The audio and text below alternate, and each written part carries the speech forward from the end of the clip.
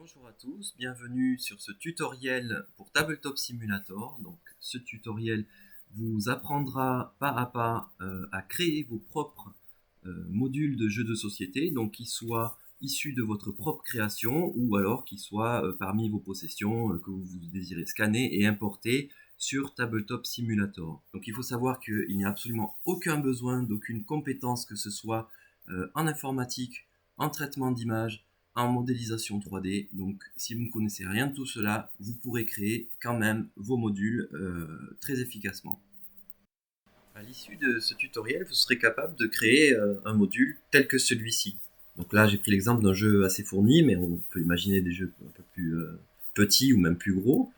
Donc vous serez capable d'importer toute forme d'image, que ce soit des cartes, des tuiles, des plateaux, divers éléments de jeu. Et vous saurez également donc les disposer, mettre en place des snaps, c'est-à-dire des lieux où ils vont aller se coller automatiquement, des sacs, des containers, etc. Et puis vous saurez aussi importer des éléments d'autres modules, comme ces bougies ici, ou ces tonneaux là que je n'ai pas fait moi-même, mais que je suis allé chercher sur d'autres modules. Donc voilà, vous serez capable de faire tout ça à la fin de ce tutoriel. Pour créer vos modules sur Tabletop Simulator, vous aurez besoin de 3 éléments. Premièrement, pour scanner vos éléments de jeu, vous aurez besoin d'un scanner évidemment, avec un plateau accessible, donc pas de scanner sous forme de bâton ou autre. Il faudra qu'il atteigne une résolution de 600 points par pouce, idéalement. La plupart des scanners qui n'atteignent que 300 points par pouce sont néanmoins suffisants, ils obtiennent un résultat qui est suffisant, sauf peut-être pour les plus petits éléments. Donc la plupart des scanners que l'on trouve dans le commerce en entrée de gamme sont très corrects, voilà, quelques exceptions près. Donc vous ne pouvez pas vous baser uniquement sur votre smartphone pour faire ce travail d'import d'images. Le smartphone pourra être utile en revanche pour les plateaux de grande taille qui ne peuvent pas passer sur le plateau du scanner. On aura ensuite besoin d'un logiciel de traitement d'image, que ce soit Photoshop pour ceux qui le possèdent, ou alors pour ceux qui ne l'utilisent pas, GIMP, que l'on va utiliser tout le long de ce tutoriel, est largement suffisant et en plus il est gratuit. Donc je vais vous montrer comment vous en servir pour cet usage-là. Enfin évidemment on aura besoin d'une licence de Tabletop Simulator qui se trouve à 20 € sur Steam et même qui peut atteindre 10 € en période de promotion.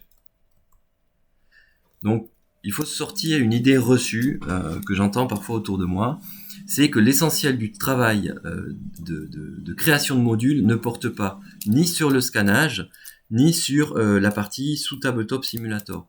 Vraiment, le gros du travail va porter sur le traitement de l'image. Donc ici, 70 à 80% du temps n'est pas du tout exagéré.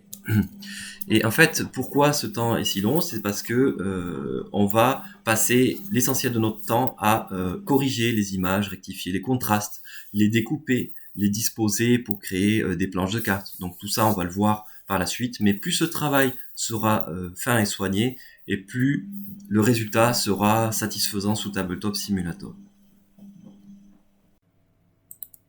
On va s'intéresser maintenant à la partie scannage.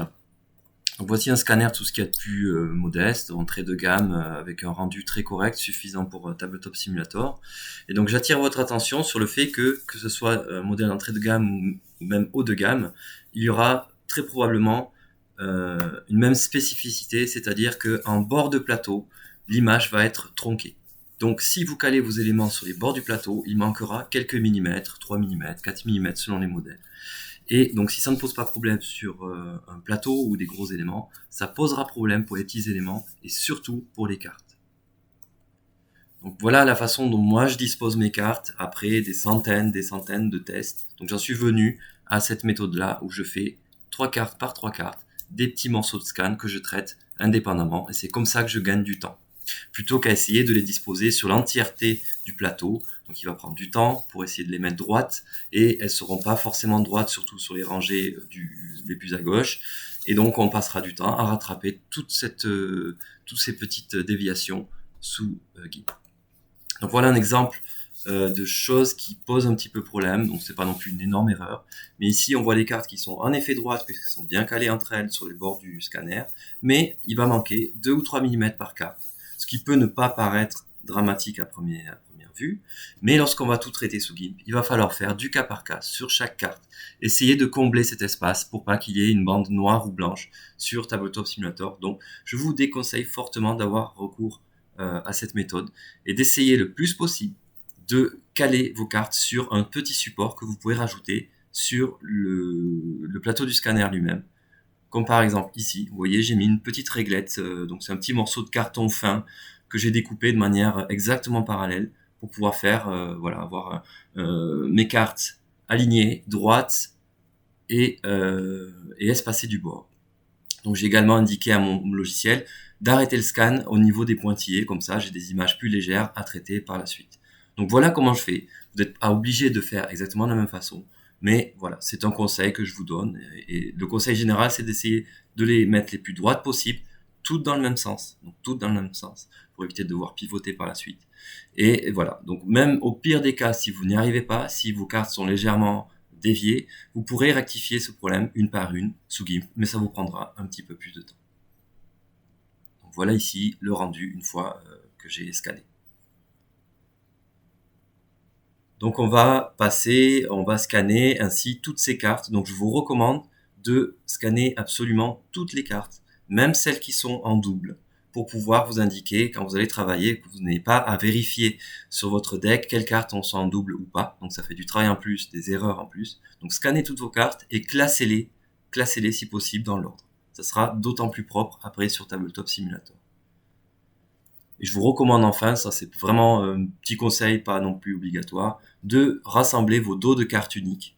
Donc on verra ce que c'est que les dos communs, pardon. On verra ce que c'est plus tard. Tous ensemble. Comme ça, vous avez tous les dos des cartes qui sont rassemblés. Vous n'avez pas besoin de les chercher. On va ainsi scanner tous les éléments du jeu. Donc les tuiles, les jetons ensemble, et les éléments un peu plus épais, donc en bois, en plastique, et même les faces des dés, puisqu'on va pouvoir faire des dés sous Tabletop, je vais vous montrer, sous GIMP, pardon, je vous montrerai comment faire.